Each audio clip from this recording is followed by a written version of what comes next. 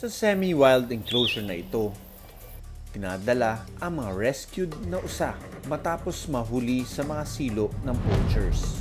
Kita mo kung gaano ka, pag nasuwag ka nito, talagang tusok ka dito. Ang lakas, Ito yung pinakamatapang at pinakamatanda na usa dito. Dahil sa pinsala na dulot ng mga silo, kailangang masuri ang dalawang usa. Hila. Okay, pupo.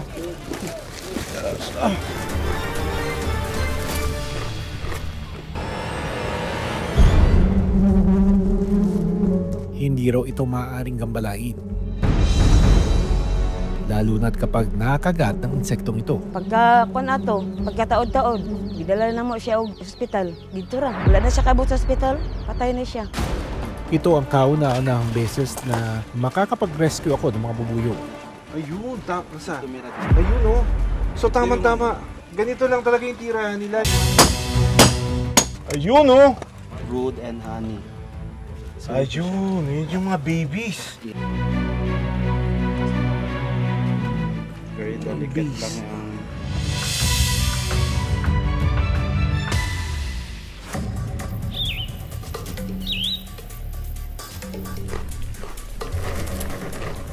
Matalas at malakas ang sangasangan nitong sungay. My God! Kita mo kung gaano ka, pag nasuwag ka nito, talagang tusok ka dito. Ang lakas, Pero hindi pa rin ito sapat para maipagtanggol nila ang kanilang sarili.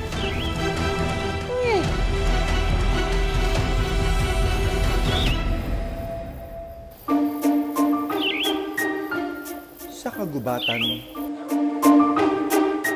kailangan mag-ingat dahil posibleng hindi na makalakad, naipit sa silo o trap na para umano sa mga usa. Sa semi-wild enclosure na ito, pinadala ang mga rescued na usa matapos mahuli sa mga silo ng poachers.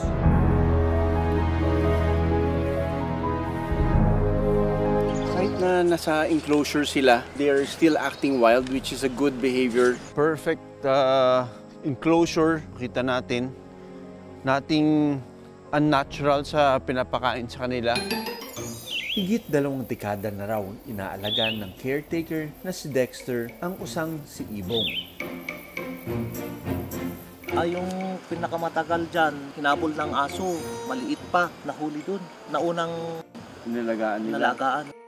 Ito yung pinakamatapang na at pinakamatanda na usa dito. Merong kapansanan na siya, yung mata niya medyo malabo na. And ang tapang niya, grabe kung manuwag. Hindi man nakakita ang mga mata ni Ibong, alerto pa rin ito sa kanyang paligid. Galit yan Tumataas yung balahibo dahil galit siya, pati yung buntot niya, inaangat niya. Sa kalahating ektarya, mapuno at madamong lupain, malayang nakakaikot ang mga na-rescue na usa. Sa semi-wild enclosure na ito, pinadala ang mga rescued na usa matapos mahuli sa mga silo ng poachers. Kahit na nasa enclosure sila, they are still acting wild, which is a good behavior. Dahil mailap, sa tulong ng tranquilizer gun, susubukan namin silang bigyan ng gamot. Ang laman nito is yung vitamins at saka dewormer. Tila pahirapan ang pagtuturok ng gamot dahil alisto at mabibilis tumakbo ang mga usa. Aba, may naliligaw sa balwarte ng mga usa, isang baka. Kailangan natin huliin tong baka na ito dahil hindi siya dapat nandito. Ang ginawa natin doon, tinangkilize natin. Sige, hintayin lang tayo ng mga a few minutes para umepekto yung tranquilizer. Ilalabas natin. Bugawin lang natin. Ay, bitaw!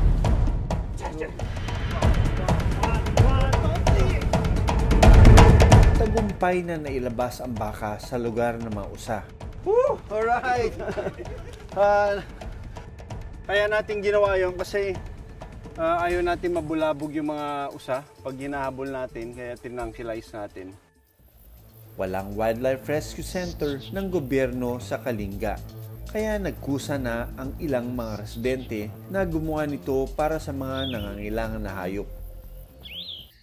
Dahil sa kakulangan ng rescue center, maging ang opisina ng Protected Area Management Office ng Banao Protected Landscape, ginawa na rin ng enclosure para sa mga hayop na may malalang kondisyon.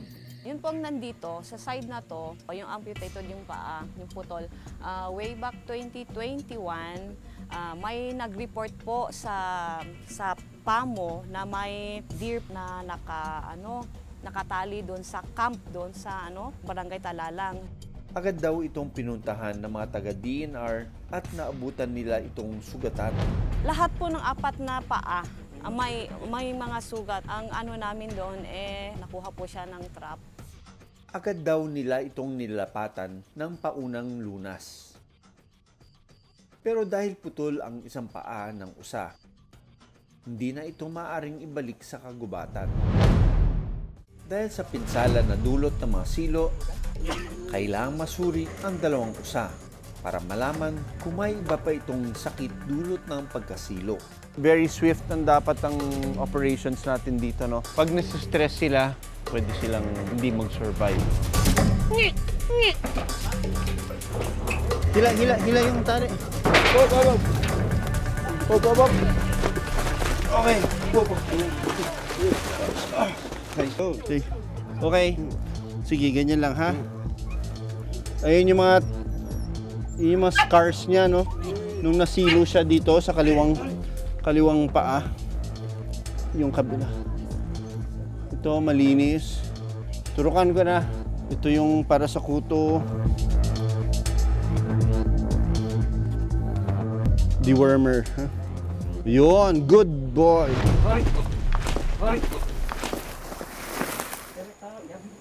Si Talalang, injured siya, no? Putol yung kanyang front hoof. Yung antlers niya, natanggal yung antlers, which is natural because every year, nagpapalit sila ng antlers.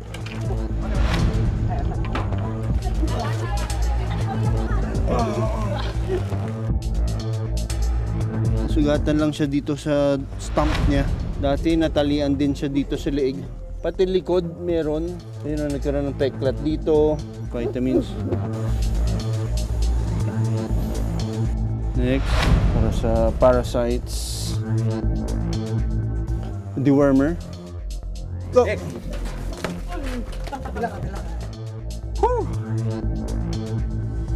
Ayon sa Department of Natural Resources Administrative Order 2019, nasa kategorya ng endangered species ang mga Philippine deer. Ibig sabihin, inaasahan ang pagbaba ng kanilang populasyon ng higit sa 50% sa susunod na 10 taon. Samantala, sinamahan namin ang mga park ranger ng Banao Protected Landscape sa kanilang foot patrol. Hinahanap, sinisira at kinukuha nila ang mga trap para maprotektahan ang mga hayop sa gubat. Look at this, huh? So this is an old trap, right? Protected landscape itong Banao. There are still traps that are being set in this area. Ayon sa mga park ranger, galing sa ibang lugar ang mga poacher na naglalagay ng mga trap. Wow, may campsite, sir. Sinong gumawa ng mga campsite na ito? Mga hunter po. Dito sila nagpapahinga. Pag marami silang huli, yung mga backpack, nalagay dito. Anong naramdaman nyo pagka pinapatupad nyo yung enforcement tapos may mga tao pa rin gumagawa ng mga ganito? Siyempre sa trabaho namin, parang masakit sa kalooban. Parang kalaban nila kami. Parang sport din sa kanila na yung gumagawa ng ganito, mag-hunting. Magkabit tayo ng camera trap dito dahil ito yung daanan daw ng mga Philippine brown deer. Tingnan natin itong kuha ng camera trap, ano? Ito yung first footage. Uy! Oh my gosh! Meron kagad! It's a very healthy male Philippine brown deer na nakuha na natin. Nanginginain siya ng mga dahon-dahon. Gabi naman! It's a male deer again. Uy! May babae! It's a pair! Ito naman, ibang usa naman to dahil yung antlers niya matured na, no?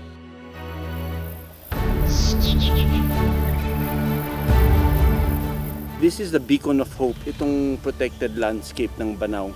Kaya panatilihin nating masigla para may pagmamalaki tayo na sa norte meron din palang tayong ganun.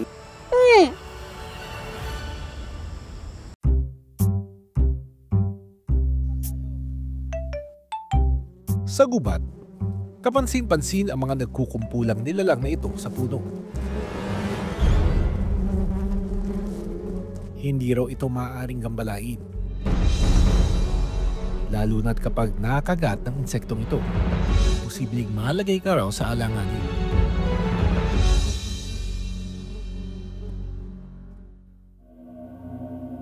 Nitong taon lang naman, may isang babae sa Malungon ang namatay dahil sa sting ng bees. Sariwa pa sa alaala ng residenteng si Joanna Bayong kung paano binawian ng buhay ang kanyang 19 na taong gulang na anak na si Kisel. Pagka last 3 sa kadlawon, nimukaw siya sa kuha, kay gipaak daw siya putsukan. Pagka pagkataod-taod, gidala na mo siya og ospital. Dito ra. Wala na siya kabot sa ospital, patay na siya. May allergy umano sa kagat ng bubuyog ang kanyang anak. Gipaak naman to siya katulong ka beses. Pero matabang, madali man na mo sa ospital. Diri sa Binisaya, mapatambala na mo. Maulian naman siya, usahay. Magliso daw siya ginhawa. Ano lang niyang iso yan, ipadala daw sa ospital. Naamang ginamauhag diri. Kanang murag mga kuan lang sila ba? Kanang mga saag lang siguro nga buyog. Paliwanag ng biologist na si Dr. Cleophas Cervancia, posibleng nagkaroon ng matinding allergic reaction mula sa kagat ng bubuyog si Crisel. Kapag yung mga bubuyog ay nakatuso, hindi naman sila nangangagat eh. So they sting. Merong venom o di kaya lason, yung stinger na yon at yung lason na yon ang dahilan kung bakit pwedeng mamatay ang isang tao. Lalo pa may mga tao na sobrang allergic dito sa mga venom. Pagka natusok ka ng mga bubuyog, actually, depende kung saan bahagi ng katawan. Ngayon kung muscle, doon sa laman, hindi masyado ang kanyang epekto. Ngayon, kung matsyempuhan ka sa ugat. Labis na hinagpis ni Joan sa pagkamatay ng kanyang anak. Gusto niya, ma'am, makapag-aral para makaluwas na sa kalisod.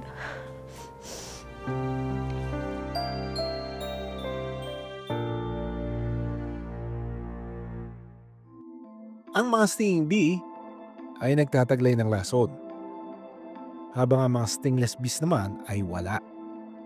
Kapag natusok ng stinging bee, posibleng mamula at mamaga ang balat. Maaari rin makaranas ng hirap sa paghinga at mabilis na tibok ng puso. Una mong gagawin, aalisin mo yung tusok na yon, and we call it the stinger dahil nandun yung venom. Kung ikaw ay malapit dun sa may halaman, dahon, takluban mo agad yung sugat na yon, yung butas na yon dahil yung bee venom, meron siyang substance o alarm substance na maaamoy nung kasama noong tumusok sa'yo, isang colony yan, di ba? Ang laki-laki, kaya susugurin ka noong ibang kasamahan niya. Sa Alabel, Sarangani, makikita ang hile-hilerang mga bahay. Dito inaalagaan at pinaparami ang mga na-rescue na bubuyog. 2022 raw nang naging on-call pagdating sa mga bubuyog ang beekeeper na si Charles Estopacio. Ang kanyang misyon, magparami at mag-rescue umano ng mga bubuyog. Paano na nag-umpisa yung pagkakahilig mo sa mga bees? Since bata ako, mahilig daw talaga ako sa mga hayop, kahit mga exotic animals. So, isa na ho yung bees na na-curious ako kung paano na-produce yung honey. Sa kanyang 3 hektaryang lupain, nag-aalaga siya ng stingless bees.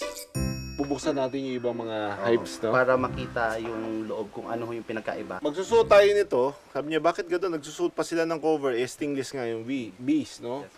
It's because the bees can go inside the nose and the ears. Susuot natin to.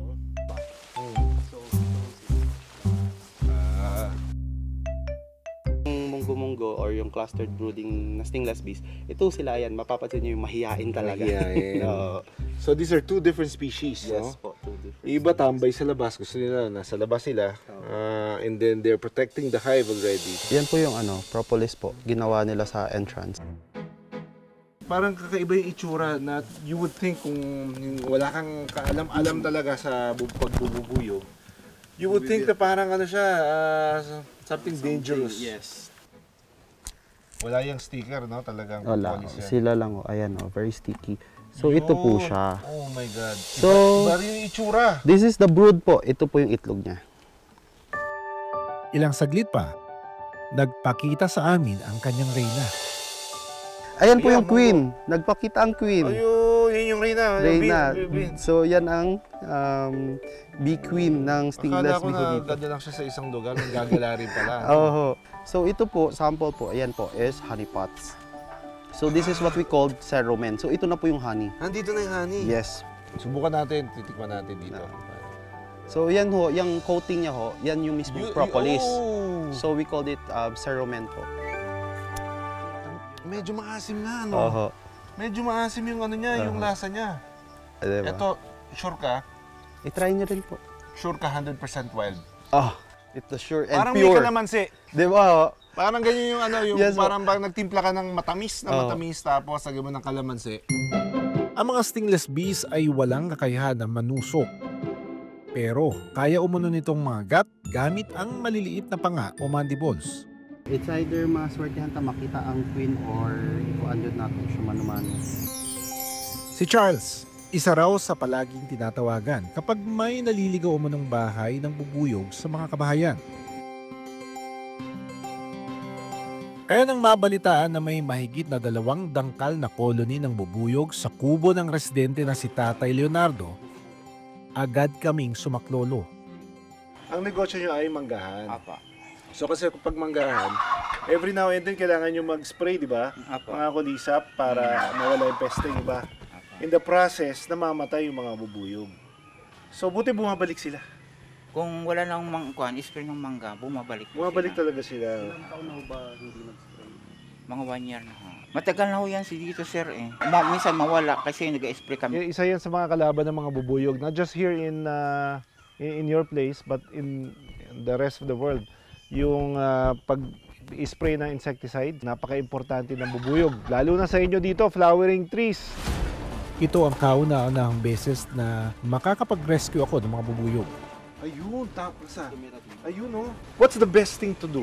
Kasi tulad dito, kung wala namang nakakaistorbo, okay lang sana. Hayaan mo na lang. Oo, hayaan na lang. Pero kasi nga, dahil ni-request din ho nila na kunin na lang dahil nga nung naging aware sila about sa bees, so naawa sila kasi nga maapektuhan sa spray. Mamamatay sila sa spray, di ba?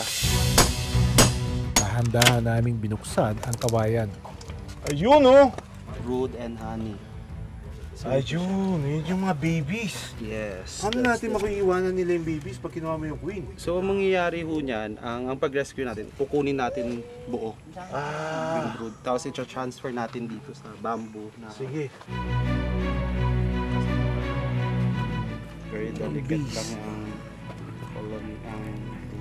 So these are their babies, no? Sorry. Mabubuhay pa to? Yes po. So ito yung mga baby nursery, ito yung mga imbakan ng pagkain. So ayan, makikita ko natin yung orientation. Susundin lang natin. So makikita nyo, pollen ang sa harapan. Pollen ang harapan. Pollen ang harap. Ito yung source of protein din nila. Ang mga nakolekta naming colony, pansamantala muna naming iiwanan sa kubo. Dito ko muna ho siya ilalagay for the meantime. Kasi, bakit? Yung mga, bumalik ko yung mga lumabas. So ito yung entrance nila kanina nilagay dito, parang tinakpan nata. So ayan ho siya. So ilalagay lang natin. Dahil nga nako-confuse pa sila kung saan. Kasi dito, established sila. So dahil bago ito, mangyayari, hayaan muna natin sila na makapag-settle dyan. So bigyan ko muna ng mga at least a day or two. Then after that, hintayin na naman magabi, then dadali na. Matapos ang 2 araw, na nakapasok na lahat ang mga bubuyog sa kawayan, pwede na itong dalhin sa farm. So yung kwento ng mga bees, hindi naman kaiba doon sa kwento ng ibang mga wildlife natin. No? Dahil sa patuloy na pagliit ng habitat ng ating mga wildlife, nauuwi sila doon sa lugar na malapit sa tao, kung saan sila lalong napapahamak. Napakahalaga ng role na ginagampanan ng mga bubuyog sa buhay natin, no? And we cannot afford to lose them. Maraming salamat sa panonood ng Born to be Wild. Para sa iba pang kwento tungkol sa ating kalikasan, mag-subscribe na sa GMA Public Affairs YouTube channel.